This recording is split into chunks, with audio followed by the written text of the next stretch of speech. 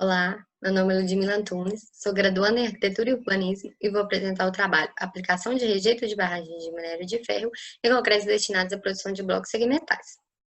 Os cuidados com questões ambientais e sustentáveis que envolvem a construção civil e a mineração são crescentes, intensificando a demanda por respostas que diminuam os impactos causados por elas, como os maiores desastres da história da mineração ocorridos nos municípios mineiros de Mariana e Brumadinho.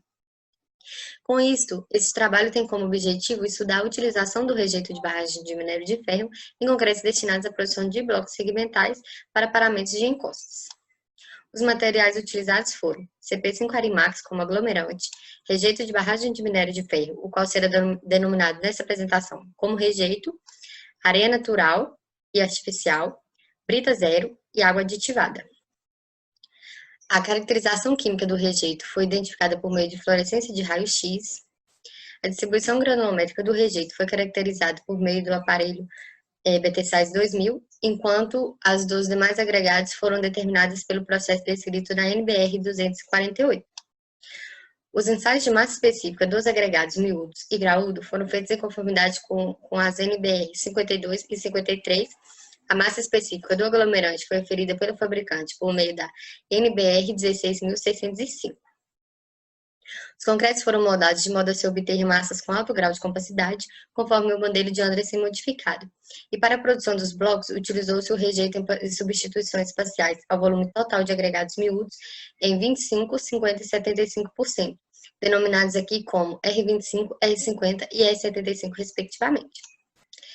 Devido aos diferentes percentuais de rejeito nas misturas, foram necessários diferentes teores de umidade para se alcançar os máximos empacotamentos delas. Após as medições e verificações das massas dos corpos de prova, foram procedidas suas rupturas em prensa hidráulica para analisar as variações das coesões das matrizes em relação ao teor de umidade. As determinações das massas específicas, absorção de água e índice de vazio dos concretos foram feitos em conformidade com a NBR 9.778.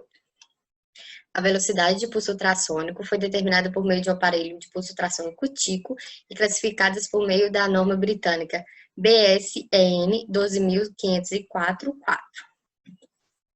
Os resultados de resistência à compressão foram feitos em conformidade com a metodologia prescrita pela NBR 5.739 aos 7 e 28 dias de cura.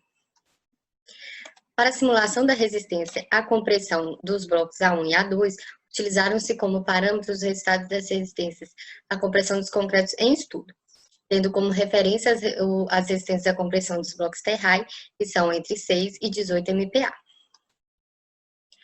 Os percentuais dos componentes químicos do rejeito estão expressos na tabela 1, o que mostra que 78% dele é composto por Fe2O3, seguido por Al2O3 e SiO2. A distribuição granulométrica mostra que a areia artificial tem 90% das suas partículas menores que 3,72 milímetros, a areia natural 4,25 milímetros, o rejeito 2,10 milímetros e a brita zero 11,85 milímetros. A massa específica relativamente alta do rejeito é justificada pelo maior percentual de óxido de ferro presente nele. Os ensaios de empacotamento mostraram uma variação na tendência das curvas à medida que se adiciona rejeito, devido ao aumento da proporção de finos, que tem tendência em aglomerar em razão da maior área superficial. Os corpos de prova R25 alcançaram umidade ótima aos 10% e massa específica de 2,46 gramas por centímetro cúbico. Os R50, a umidade ótima foi definida aos 10,5%, a massa específica de 2,39 gramas por centímetro cúbico, enquanto o R75, a umidade foi atingida aos 14% e a massa específica era de 2,45 gramas por centímetro cúbico. Os resultados das coesões mostraram que os corpos de prova R25 tiveram aproximadamente deformação linear de 1,6 milímetros aos 10% de umidade, enquanto o R50 tiveram deformação linear de 3,4 milímetros e umidade de 10,5% aproximadamente, enquanto os R75 alcançaram um valor próximo de 3 milímetros de deformação linear aos 14% de umidade. Os concretos foram produzidos seguindo as proporções descritas na tabela 4. A maior massa específica do R25 é explicada pelo melhor empacotamento das partículas, e em contrapartida, o R75, apesar de não ter obtido um bom empacotamento, superou o R50 em massa específica em razão da maior concentração de rejeito. Os concretos R25 dispuseram de uma média de absorção de água e índice de vazio inferior aos concretos R25 e R75, respectivamente. As ondas de pulso ultrassônico se propagaram mais lentamente nos corpos de prova com teores mais elevados de rejeito, sendo resultados dos poros gerados por eles. E os R50 e R75 foram classificados como ruins, enquanto o R25 como bom. Os concretos R25 obtiveram maiores resistências à compressão, tanto aos 7 quanto aos 28 dias de cura, seguidos pelos R50 e R75, respectivamente.